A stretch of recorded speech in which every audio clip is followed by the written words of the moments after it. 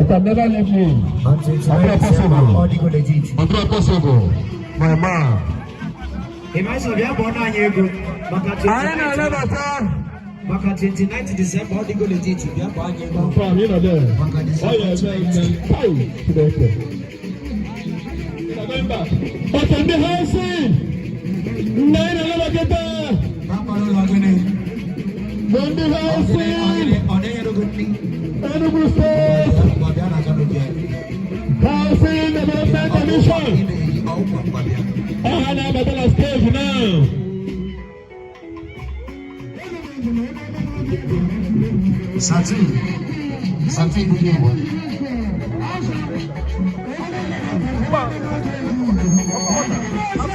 Something new. I said, Bagay na Neboh. Oye mana ye bete kulo mana. Oye na ge fatina ka guti. Oye mana ye. Oye hotel me go. I na so no. Ko this boy. Daddy na ge hotel me go daddy is go. No. Thank you. Ezinne. Satu Junior.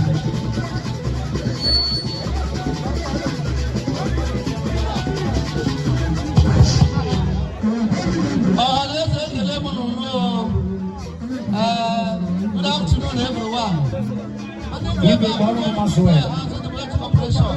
I need to I buy the joy to be. I know that's what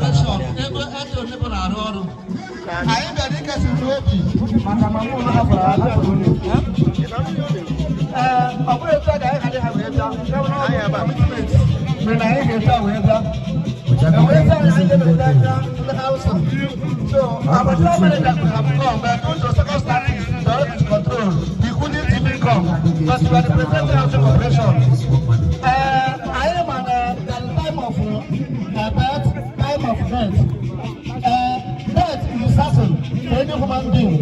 But the moment it comes, you can't deny it. You understand? So now, we are very happy that our mother lived a life that against life. But the amount of life is enough for one being. If it is 100 years, it is too small. But what you have to regard is for being the future of what may be. The legacy she left when she was alive.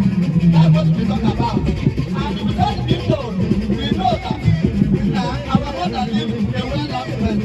That is not that word. That's the meaning, is the change of life. The soul goes to the Creator. Which is normal. So, we are here to consult you.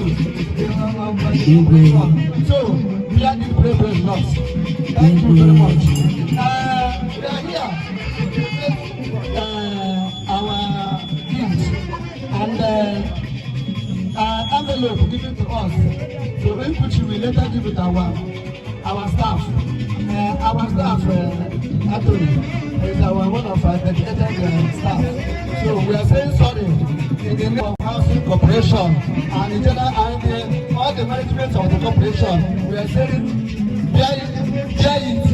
It is everybody. Don't make it comes. You bear your own. Thank you. May God bless you all in Jesus' name.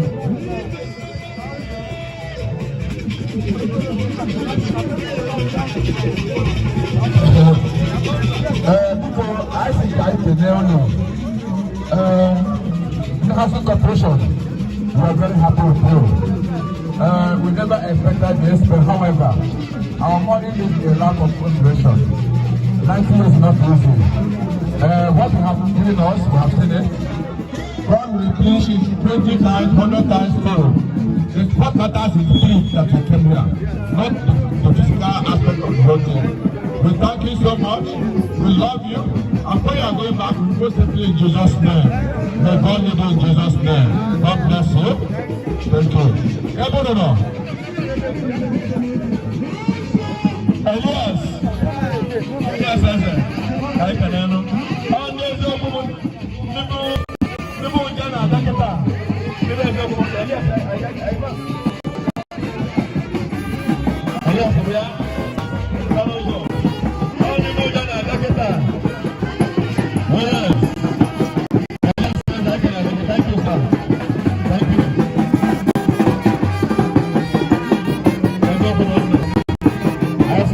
Thank you, sir. You behind against it.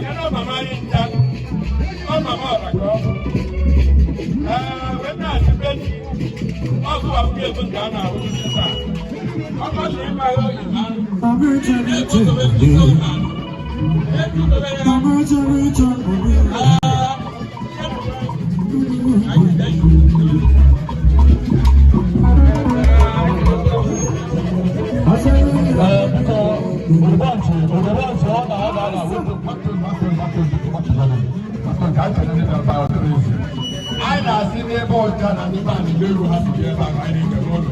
What are they doing, man? Let's go to the Neboh. Not the building of the Neboh. But after one, you're going to call Neboh. What I'm going to call Neboh. But they feel like I did pretty.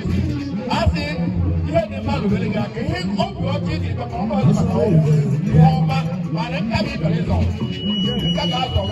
How many guys were 90 to 90? You get 100. When they might have 150, I mean 40 years. I won't go anybody hand. Whatever, 140 years. Who can you allow rest up? So you got to do that and Jesus Christ anyway. You know the day that you're going to hold the country, but I have Jesus Christ. What are you doing, man? No. And I go to also younger. You might put them nowhere. All the way and down. All the way and so now. Is that the window?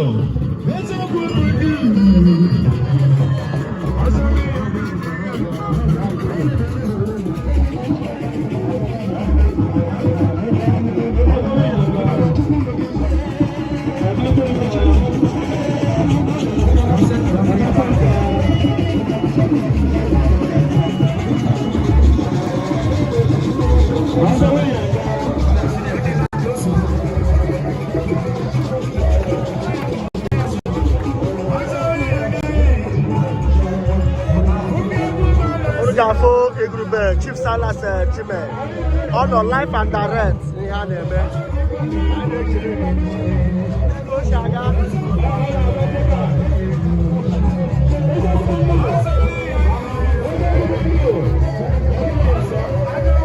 Yahoo Chief Amokwe on the life and direct.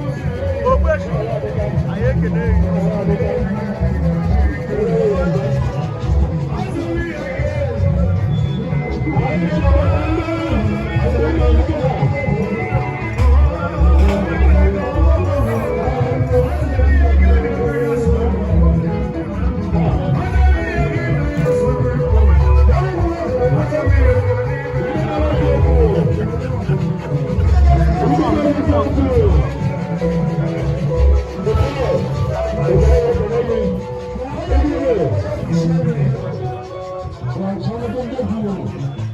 I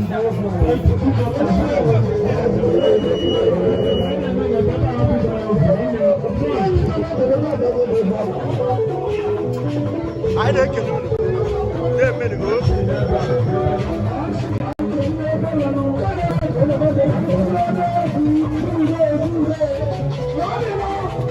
Chief Emeka Chiboke, the barrister, Aziza Amokwe, on life and direct. I didn't get it. I should get no.